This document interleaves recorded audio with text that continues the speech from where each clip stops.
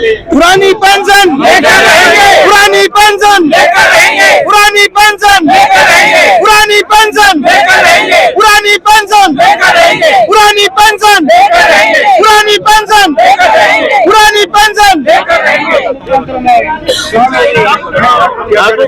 लागू कर रहे हो, क्या कहना चाहेंगे? देखिए, आज ये पुरानी पेंशन बहाली के लिए संकल्प करना है। आज दिल्ली के भिन्न 38 विभागों से अलग अलग कर्मचारी संगठन आके और आज ये संकल्प लेंगे कि आने वाले वर्ष में पुरानी पेंशन को बहाली जरूर कराएंगे। 2023 हमारे लिए निर्णायक वर्ष साबित होगा। 2024 को लेकर क्या चुनौती देना चाहेंगे? 24 से पहले पेंशन बहाल हो जाएगी, ये हमारा आत्मविश्वास है, ये हमारा विश्वास है और 100% सरकार को झुका के छोड़ेंगे। सरकार के जो आर्थिक सलाहकार है उन्होंने कहा है जो ओपीएस राज्य लागू कर रहे हैं, ओपीएस पहले लागू कर रहे हैं, इसमें बंद करिए। एक मिनट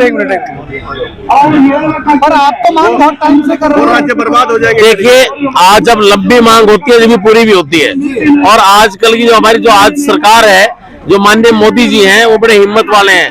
उनका 56 इंच का सीना है, उनको थोड़ी बात देर में समझ में आती है, इसे थोड़ी देर लग रही है तो रिजल्ट आने वाला है। अब करना शुरू करेंगे। अभी देवेंद्र फडणवीस भी समझ गए, हिमाचल प्रदेश की हार के बाद समझ गए सारे के सारे। अब सब में मंथन होता है, बाहर बात थोड़ी देर में निकल के आएगी, कुकिंग पूरी चालू है। वो कह रहे हैं कि जो जिस राज्य ने ये लागू कर रखा है वो राज्य बर्बाद हो जाएंगे, कंगाल हो जाएंगे। ये शुरू में सब कहते हैं, किसान आंदोलन के किसान कानूनों को भी ऐसे कहा गया था, लेकिन एक वर्ष के बाद एक रात को अंतरात्मा जागी और अगले दिन किसानों की मांग मान ली गई। लेकिन आपको लगता है कि आपकी मांग मानी जाएगी? बिल्कुल मांगी जाएगी। रोडों पर डटकर बैठे रहे, आंधी तूफान का सामना करते रहे और 1 साल से ऊपर हो तो गया। क्या हम इंसान नहीं है? हम नहीं बैठ सकते? हम हिम्मत वाले नहीं लगते? हम देश का निर्माण करते हैं, हम स्कूलों में बीच में घरों में बैठते हैं एयर कंडीशनर में। नहीं, एयर कंडीशन में तो वेतन भोगी, जो वेतन भोगी होता है, हमें लग्जरी लाइफ की जीने नहीं कह रहे। लग्जरी लाइफ को तो हमें वेतनमान नहीं मिलता। आप कैसे कह रहे हैं हम घरों में बैठते हैं? हम तो सारे दिन शिक्षक जो है बच्चों का निर्माण करता है, देश का निर्माण करता है। विद्यालयों में होते हैं, हम शिक्षक घर पे कहाँ रहते हैं? तो अभी आप रोडों पे आ चुके हैं। जंतर मंतर तो ऐतिहासिक स्थल है, जो कि आप ये लगाइए, यहाँ से 1 किलोमीटर दूर रह गया संसद भवन, और सिर्फ हम 1 किलोमीटर दूर तक पहुँच चुके हैं। इसको आप चंद लोग जो है सरकार को हिला लेंगे। सरकारी कर्मचारी चंद ही लोग हैं, पूरा देश इसमें नहीं आएगा। लेकिन जब चंद लोग हिमाचल को हरा सकते हैं तो देश में भी पर्रे ला सकते हैं। आप तो पॉलिटिक्स कर रहे हैं यहाँ पे। आपको कैसे पॉलिटिक्स लगा? आप कह रहे हैं आपको कैसे पॉलिटिक्स लगा? हिमाचल को हरा सकते हैं तो आपको पॉलिटिक्स पे क्योंकि हिमाचल को कर्मचारियों ने हराया, सरकारी कर्मचारियों और सरकारी शिक्षकों ने हराया। इसलिए मैं कह रहा हूँ आपको, सिर्फ 36,000 वोट जा रहे हैं। सिर्फ नहीं, नेता तो हम हैं, नेता तो हम पैदा करते हैं। नेता तो शिक्षक ही पैदा करता है, वैज्ञानिक भी शिक्षक पैदा करता है, इंजीनियर भी शिक्षक पैदा करता है, देश का निर्माण शिक्षक करता है। आप कैसे कटाक्ष कर रहे हैं हमारे ऊपर? मोदी से पूरा उम्मीद है। मोदी जी हाई टेम्परेचर में पिघलते हैं, वो हाई टेम्परेचर लाना हमारे को आता है। कांग्रेस तो बिगड़ रही है। हाँ जी, कांग्रेस तो बिगड़ रही है। कांग्रेस क्या हो रही है? कांग्रेस क्या कर रही है, क्या नहीं कर रही है? हार से भाजपा सरकार डरती है, हमें ये मालूम है। देश के विकास पे लगाया जा रहा है पेंशन का कुछ हिस्सा। देश के नागरिक भूखा मरे, देश को चलाने वाले सरकारी कर्मचारी जो सरकारी देश को चलाते हैं वो भूखा मरे, और मतलब देश का पैसा विकास पे लगे। विकास के लिए क्या पहले नहीं लगता था? 70 साल से देश नहीं चल रहा, 70 साल पहले से पेंशन नहीं मिल रही थी।